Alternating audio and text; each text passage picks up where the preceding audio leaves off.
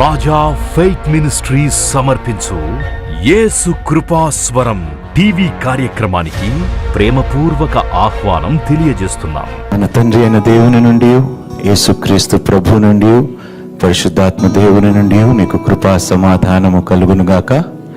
ఆమేన్. ఇర్మియా 18వ అధ్యాయం మొదటి 6 వచనాలు. యెహోవా యొద్ద నుండి ఇర్మియాకు ప్రత్యక్షమైన వాక్కు, నీవు లేచి కుమ్మరి ఇంటికి పోయి అక్కడ నా మాటలు నీకు తెలియజేతును.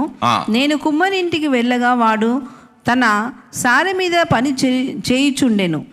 కుమ్మరి జిగటమంటితో చేయుచున్న కుండ వాని చేతిలో విడిపోగా ఆ జిగటమన్ను మరలా తీసుకొని కుమ్మరి తనకు యుక్తమైనట్టుగా దానితో మరి ఒక కుండ చేసెను. అంతటా యెహోవా వాక్కు నాకు ప్రత్యక్షమై ఇలాగు సెలవిచ్చెను, ఇశ్రాయేలు వారులారా, ఈ కుమ్మరి మంటికి చేసినట్లు నేను మీకు చేయలేనా? ఇదే యెహోవా వాక్కు. జిగటమన్ను కుమ్మరి చేతిలో ఉన్నట్టుగా ఇశ్రాయేలు వారులారా, మీరు నా చేతిలో ఉన్నారు. హల్లెలూయా.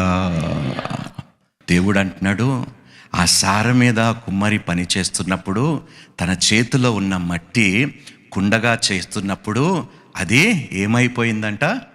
పడిపోయి పాడైపోయింది. దేవుడు ఈ మట్టితో మన బ్రతుకులని కట్టాడు. ఆయన చేతిలో నుండి మనమే పడిపోయాము. పడిపోయిన తర్వాత ఆయన ఏమంటున్నాడు తెలుసా?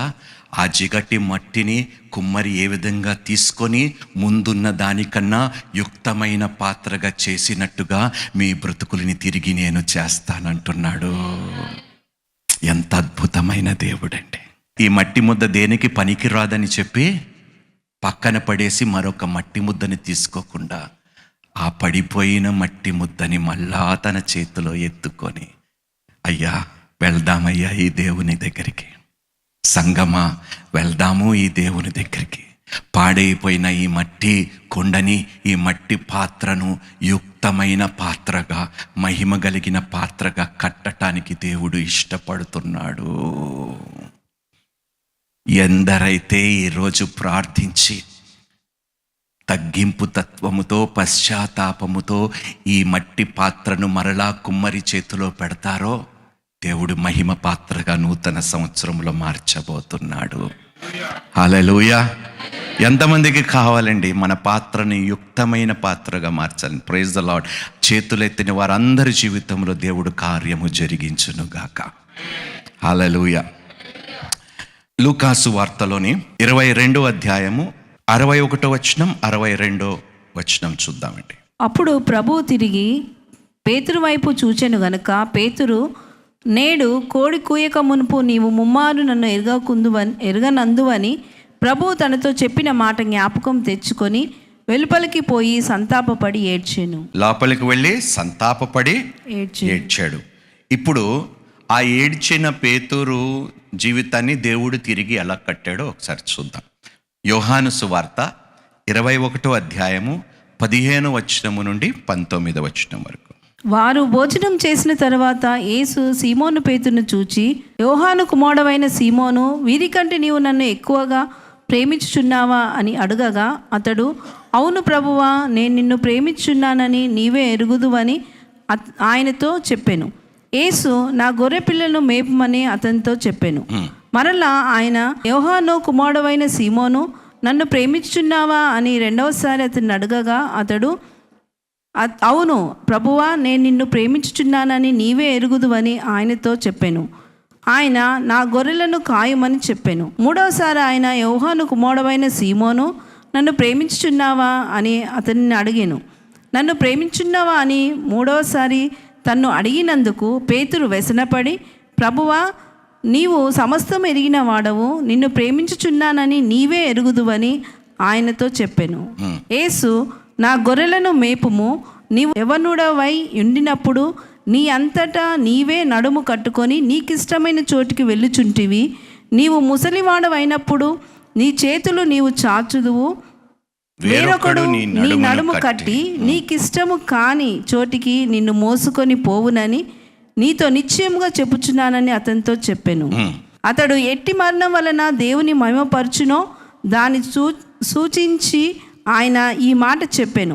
ఇట్లు చెప్పి నన్ను వెంబడించుమని అతనితో పేతురు 3 సార్లు యేసుక్రీస్తు ఎవరో నాకు తెలియదని బొంకిన పేతురు ఎందుకు బొంకాడో తెలుసా? ఆ సమయంలో తన ధైర్యముని కోల్పోయాడు. అతను ధైర్యం అనే గోడను అపవాది కూల్చివేశాడు. కానీ ఎప్పుడైతే యేసుక్రీస్తు ప్రభువారు పునరుద్ధానుడయ్యాడో గలిలియ సముద్రము దగ్గర మళ్ళీ తనని పునరుద్ధరిస్తాడు, పునర్నిర్మాణము చేస్తాడు పేతురు జీవితాన్ని. దేవుడు అడుగుతాడు, ముమ్మార్లు బొంకావు కదా, ముమ్మార్లు అడుగుతున్నాడు, నన్ను ప్రేమిస్తున్నావా? 3 times అవును ప్రేమిస్తున్నాడు అని ఎప్పుడైతే ముమ్మార్లు బొంకిన పేతురు ప్రేమిస్తున్నాను ఆ మాట చెప్పుతుండగానే దేవుడు ఆయనని స్వస్థపరచటము ప్రారంభించాడు. హల్లెలూయా. అప్పుడు దేవుడు అన్నాడు, అయితే నా గొర్రెలని మేపు. ఆహా, బొంకిన వాడి చేతిలోనే మరలా సంఘముని కట్టే కృప దేవుడిచ్చి పేతురు జీవితాన్ని ఎంత అద్భుతంగా కట్టాడో. అమ్మా, ఒక్కసారి పడిపోయినంత మాత్రమున, 7 మార్లు పడిపోయినంత మాత్రమున సిగ్గుపడకుండా దేవుని యొద్దకి వెళ్ళి, ప్రభువా నేను ప్రేమిస్తున్నాను, కానీ నా బ్రతుకుని నేను పాడు చేసుకున్నాను, నిజముగా నిన్ను ప్రేమిస్తున్నాను, మరలా నా బ్రతుకుని కట్టు ప్రభువా అని చెప్తే దేవుడు ఒక గొప్ప కార్యముని ఎడల జరిగించటానికి ఇష్టపడుతున్నాడు. హల్లెలూయా. ఇదే పేతురు పెంతెకోస్తు దినము నాడు ప్రార్థించినప్పుడు 3,000 మంది రక్షింపబడ్డారు. దేవునికి అసాధ్యం అంటూ నమ్మటము నీ వలనైతే నమ్మువానికి. ముమ్మార్లు బొంకిన పేతురు, అదే పేతురుని దేవుడు పునరుద్ధరించిన తర్వాత ఆ పేతురు ప్రార్థన చేస్తే 3,000 మంది. ఒక్క పేతురు పశ్చాత్తాపపడి సంతాపపడి, ప్రభువా నేను నిజంగా నిన్ను ప్రేమిస్తున్నాను, నీకు తెలుసు కదా అని ఒప్పుకున్నప్పుడు పునరుద్ధరించి ఒక్క వ్యక్తి ప్రార్థన చేస్తే 3,000 మంది రక్షణలోకి రాగలిగితే, నువ్వు పశ్చాత్తాపపడి ప్రార్థన చేస్తే నీ కుటుంబం ఎడల నీ కుటుంబము కాపాడడా దేవుడు? నీ పరిస్థితులను బాగు చేయడా ఈ దేవుడు? పునర్నిర్మించడా కూలిపోయిన ప్రాకారములు ఈ దేవుడు? ఒక్కసారి ఆలోచించండబ్బా. ఎందుకు సంకోచిస్తున్నామో ఈ దేవుని దగ్గరికి వెళ్ళటానికి మీ మనసుకే తెలియనుగాక. అమ్మా, ఎవరి హృదయము వారికే తెలుసు. సో ఫెయిలియర్ నుండి ఒక గొప్ప పునాది వేసే అపోస్తలుగా మరలా పేతురు జీవితాన్ని దేవుడు కట్టాడు. చాలాసార్లు నేను నోట నుండి ఏమింటానో తెలుసా? క్రైస్తవుల నోట నుండి, బ్రదర్ వీళ్ళు మారారు, బ్రదర్ వీడు వేస్ట్, బ్రదర్ వీడు దేవుడు వారందరినీ మార్చునుగాక. ఆమెన్. మన గృహాల్లోనే ఉన్నారబ్బా, వాళ్ళ ముఖాలు చూస్తుంటే వీడు మారేటట్టు, కానీ దేవుడు వారిని ఖచ్చితంగా మారుస్తాడు. నువ్వు ప్రార్థిస్తే నీ అపరాధములు దోషములు నువ్వు ముందు ఒప్పుకొని, వారు పాడైపోయిన బ్రతుకు నిమిత్తము నేను ప్రార్థించకుండా పాపము చేశానని ఎప్పుడైతే నువ్వు ఒప్పుకుంటావో దేవుడు వారి ఎడల గొప్ప కార్యము ప్రారంభిస్తాడు. హల్లెలూయా. ఎలా కట్టుకోవాలి? కూలిపోయిన ప్రాకారములను ఎలా కట్టుకోవాలంటే విధేయతతో. నెహెమ్యాకి దేవుని అనుగ్రహత పొందుకున్నాడు. పశ్చాత్తాపపడిన వెంటనే ఎవరు అనుగ్రహత పొందుకున్నాడు? దేవుని యొక్క అనుగ్రహత పొందుకున్నాడు, దేవుని యొక్క దయ పొందుకున్నాడు. రెండోది, రాజు యొక్క అనుగ్రహతను పొందుకున్నాడు. చూసారా, మార్గమును దేవుడు ఎంత సరళము చేసేశాడో. నువ్వు గాని ఒప్పుకుంటే దేవుడు నీ కోసము మనుషుల్ని నిలబెట్టి వారి ద్వారా ఆయన పని నీ కోసము నెరవేర్చగలిగే గొప్ప దేవుడై ఉన్నాడు. హల్లెలూయా. You just have to humble yourself and come to obedience to the Lord. రాజులైనా అధికారులైనా ప్రధానుల యందు ఖచ్చితంగా అనుగ్రహత పొందుకునే కృప మనకి దేవుడు ఇస్తాడు. హల్లెలూయా. పశ్చాత్తాపపడి ఒప్పుకోలు చేసుకొని ప్రార్థనలు చేస్తే నెహెమ్యా చేశాడు. ఏం పొందుకున్నాడు? అనుగ్రహత పొందుకున్నాడు. ఎవరి నుండి? దేవుని నుండి రాజు నుండి, ఆ తర్వాత దేవుడు ఒక దర్శనము, ఎలా కట్టాలో, ఎలా తిరిగి పునర్నిర్మాణము చేసుకోవాలో ఒక బ్లూ ప్రింట్ దేవుడు మీకు ఇవ్వబోతున్నాడు. మీ బ్రతుకులని ఎలా కట్టుకోగలుగుతారో నా అనుగ్రహత మీరు పొందుకొని ఉన్నారు కాబట్టి నేను ఒక బ్లూ ప్రింట్ ఇస్తాను, దాన్ని మీరు ఫాలో అయిపోయింది, గొప్పగా కడతారు మీరు అంటున్నాడు దేవుడు. హల్లెలూయా. బ్లూ ప్రింట్ లేకుండా మనం ఏమీ చెయ్యలేము. దేవుడు ఇవ్వబోతున్నాడు, ఇస్తున్నాడు అన్నవారు నమ్మి స్తోత్రాలు చెల్లించండి. హల్లెలూయా. నెహెమ్యా రాజు దగ్గరికి వెళ్తాడు, ఏమేమి కావాలో ఒక బ్లూ ప్రింట్తోని వెళ్తాడు. వెళ్ళిన వెంటనే రాజు దానిని అంగీకరించి ఒప్పుకొని సరే పో అని చెప్పి వెళ్ళి కట్టుకో. హల్లెలూయా.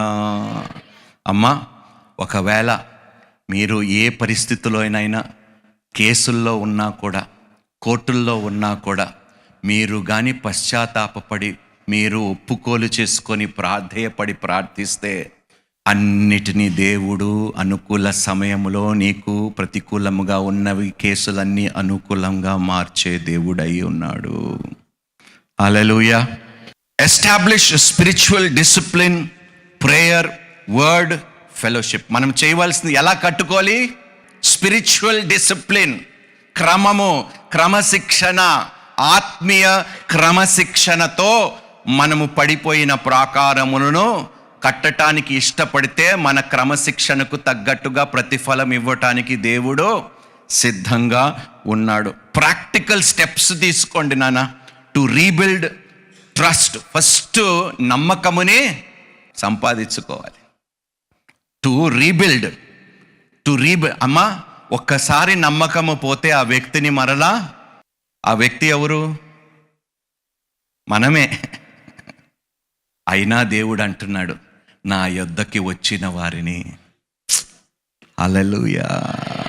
ఆయన నమ్మకాన్ని ఎన్నిసార్లు మనము నిజంగా ఒమ్ము చేసినా కూడా ఆయన యొద్దకి వెళ్ళి మనం ప్రార్థిస్తే ఆయన త్రోసి వేయకుండా మరలా తిరిగి కడతానని అనే దేవుడు. అబ్బా, ఏమిటి ప్రేమ! భలే ఆశ్చర్యం వేస్తుంది. ఇలాంటి దేవుడు కలిగున్న తర్వాత కూడా మనం ఆయన సన్నిధికి వెళ్ళటానికి ఇష్టపడటం లేదంటే ఎంత కఠినమైన హృదయాలు అయిపోయాయి ఈరోజు మన హృదయాలు. ఒక భర్త అక్రమ సంబంధము పెట్టుకున్నాడు. తన భార్య యొక్క విశ్వాసమును వమ్ము చేశాడు.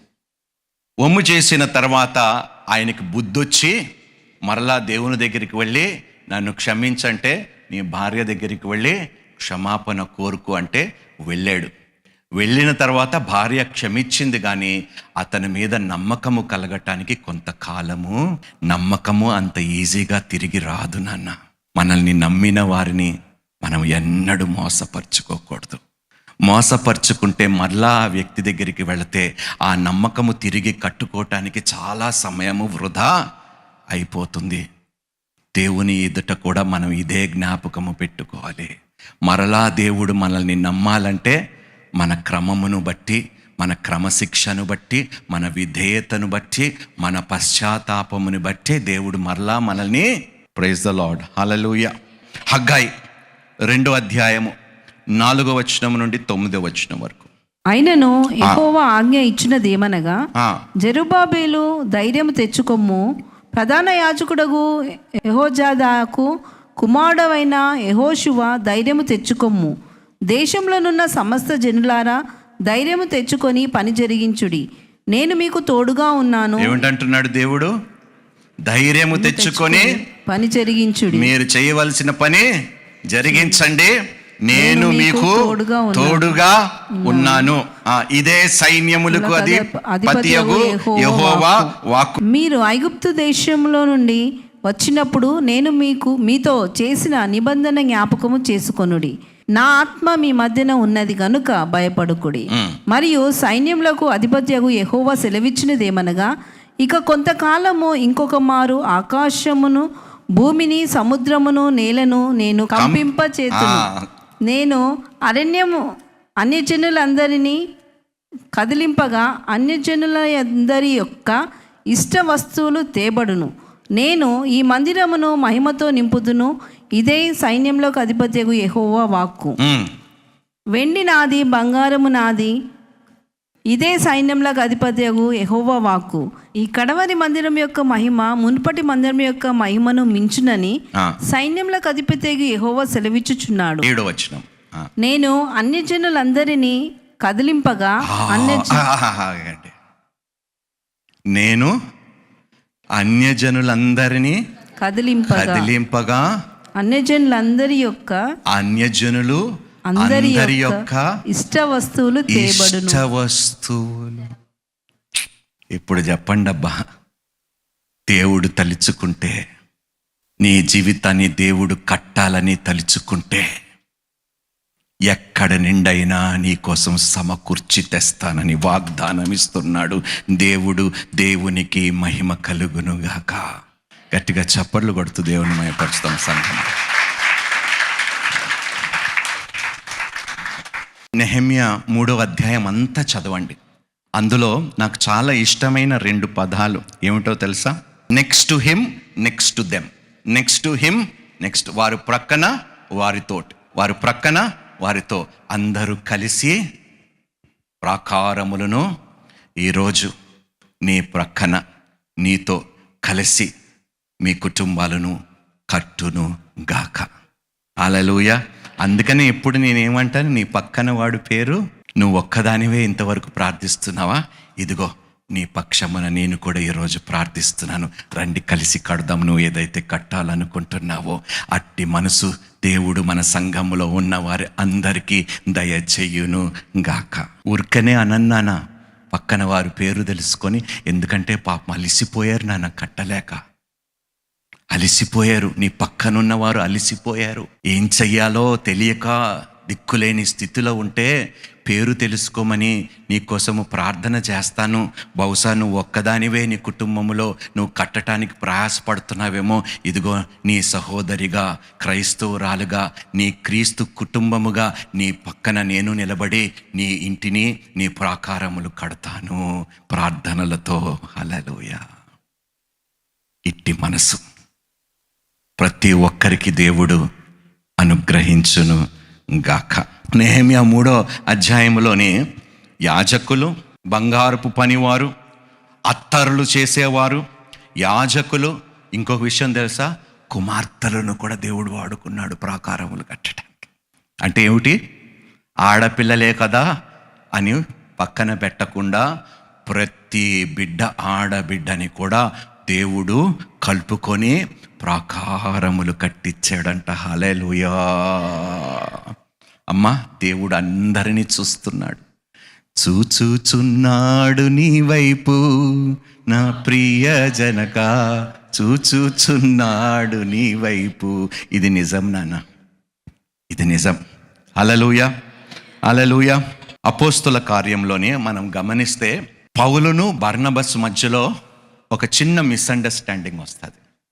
ఎవరి వలన కలుగుతుందంటే బర్నబస్ వాళ్ళ యొక్క బంధువు మార్కు. అపోస్తుల కార్యము 15వ అధ్యాయము 37వ వచనము నుండి 39వ వచనం చదువుకుందాం. అప్పుడు మార్కు అను మారు పేరు గల యోహానును వెంటబెట్టుకొని పోవుటకు బర్నబా ఇష్టపడిను. అయితే పౌలు పంపూలియాలో పని కొరకు తమతో కూడా రాక తమ్మును విడిచిన వానిని వెంటబెట్టుకొని పోవుట యుక్తము కాదని తలంచెను. ఒకసారి నన్ను విడిచిపెట్టి వెళ్ళిపోయిన వాడిని నువ్వు పంపిస్తే మళ్ళీ విడిచిపెట్టడానికి గ్యారంటీ ఏమిటి అని అడిగినప్పుడు వాళ్ళిద్దరి మధ్యలో ఒక చిన్న గ్యాప్ వచ్చింది, మిస్అండర్స్టాండింగ్ వచ్చింది. కానీ దేవుడు చాలా గొప్పవాడు. మరలా 2వ తిమోతి పత్రిక 4వ అధ్యాయము 11వ వచనములో ఎంత గొప్ప మాట చెప్తాడో చూడండి. లూకా మాత్రమే నా యొద్ద ఉన్నాడు, మార్కును వెంటబెట్టుకొని రమ్ము, అతడు పరిచారం నిమిత్తము నాకు ప్రయోజనకరమైన వాడు. హల్లెలూయా. మళ్ళీ పౌలు, బర్నబా వీళ్ళందరూ ఏం చేశారో తెలుసా? They mentored Mark. ఏ మార్కుని వద్దన్నాడో అదే మార్కు ఈరోజు మార్కు సువార్తను రాశాడు. హల్లెలూయా. అందుకనే పనికి రాడు అన్నవాడే దేవుడు పనికొచ్చేలాగా మరలా చేస్తాడు. దేవుడు అందరినీ సమానముగా ప్రేమిస్తున్నాడు. Praise the Lord. ఇప్పుడు కట్టేటప్పుడు నెహెమ్యా గోడలు కట్టేటప్పుడు అపోజిషన్ వచ్చిందా రాలేదా? మీరు కట్టాలనుకున్నప్పుడు, మీరు ప్రార్థనలు చెయ్యాలనుకున్నప్పుడు, కుటుంబముగా ప్రార్థనలో కూర్చోవాలనుకున్నప్పుడు వస్తుందా రాదా అపోజిషన్? ఒకసారి నెహెమ్యా గ్రంథానికి వెళ్ళండి, 4వ అధ్యాయం 2వ వచనం 3వ వచనము. షోమ్రోను దండువారి ఎదుటను తన స్నేహితుల ఎదుటను ఇట్లా నేను దుర్బలులైన, అంటే ఏమిటి? బలములే, మీకు బలం సరిపోదు కట్టడానికే. ఏమన్నాడు? ఎక్కిరిచ్చారు, ఎలానే చేశారు, అపవాది వస్తాడు. మీరా ప్రార్థనలు చేస్తారా? కుటుంబ ప్రార్థన కలిసి చేస్తారా? కలిసి మీ కూలిపోయిన కుటుంబాన్ని తిరిగి కడతారా? అది అసంభవం అని హేళన చేయటానికి అపవాది వస్తాడు. ఖచ్చితంగా అపోజిషన్ వస్తుంది నాన్న మనం కట్టాలనుకున్నప్పుడు. కానీ ఆగకండి అపోజిషన్ వచ్చినంత మాత్రమున. దుర్బలులైన ఈ యూదులు ఏమి చేయుదురు?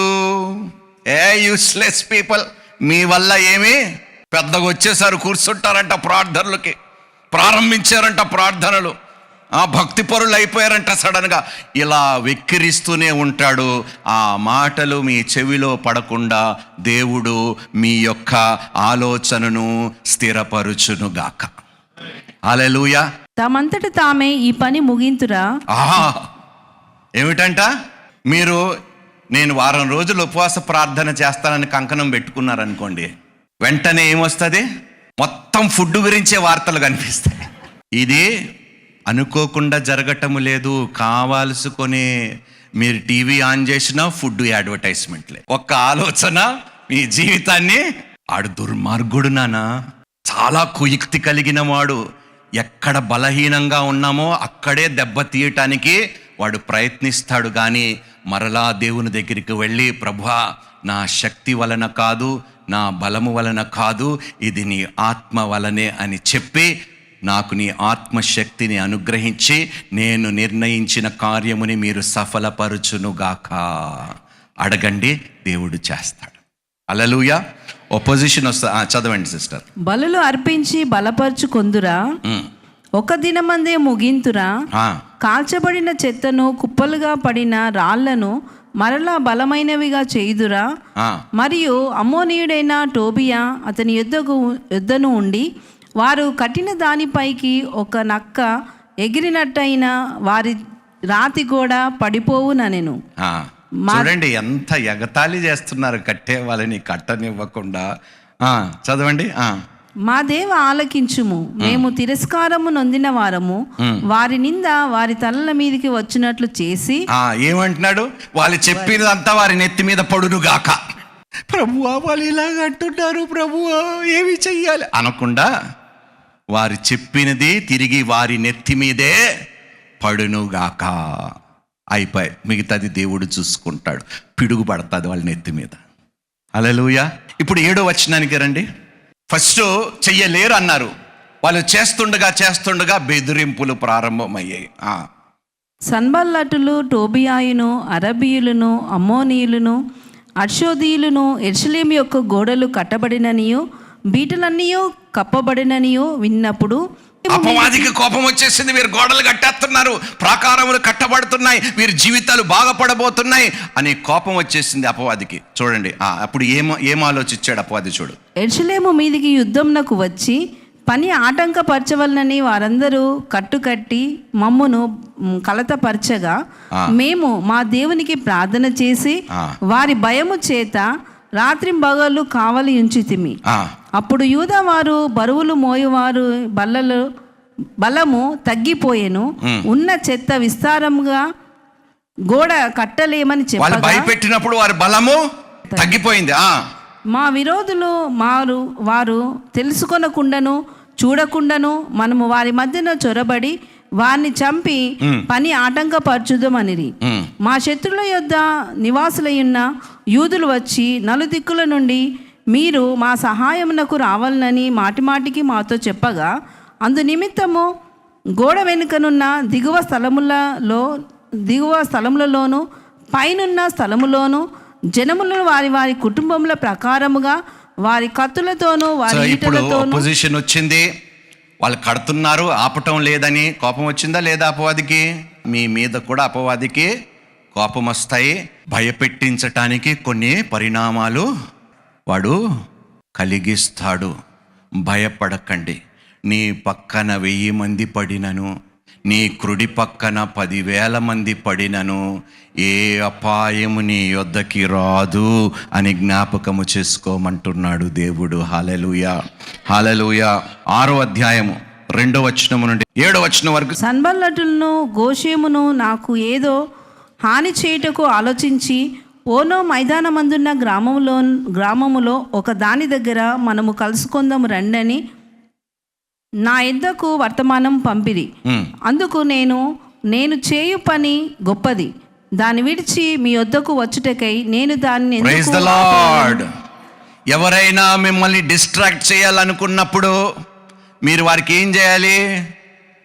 స్నేహితుల రూపములో వెలుగు దూతల వలె మీ దగ్గరికి వచ్చి ఎంతసేపు ప్రార్థనలు చేస్తావురా అన్నప్పుడు మీరు చెప్పవలసిన మాట, నేను చెయ్యు పని చాలా గొప్పది, నేను చేసిన పని ద్వారా నా కుటుంబ నా ప్రాకారములు కట్టబడబోతున్నాయి, ఇది అన్నిటికన్నా గొప్ప పని, పనికి మాలిన పనికి నీకు తోడుగా రాను అని చెప్పండి. హల్లెలూయా. అపోజిషన్ వచ్చింది, బెదిరింపులు వచ్చాయి, డిస్ట్రాక్షన్స్ వచ్చాయి, కానీ ఒక చేతిలో ఇటుక పట్టుకున్నారంట, మరొక చేతిలో ఆయుధము పట్టుకున్నారంట. పని మాత్రము ఆపకుండా పని చేశారు. ఒక చేతితో మీరు కడుతూ ఉండండి, రెండో చేతితో ప్రార్థననే ఆయుధముతో పని ఆపకుండా మీరు ముందుకు కొనసాగండి. దేవుడు ఖచ్చితంగా ఏ సత్క్రియ అయితే దేవుడు నీలో ప్రారంభించాడో అది ముగిచ్చే తీరుతాడు. హల్లెలూయా, హల్లెలూయా.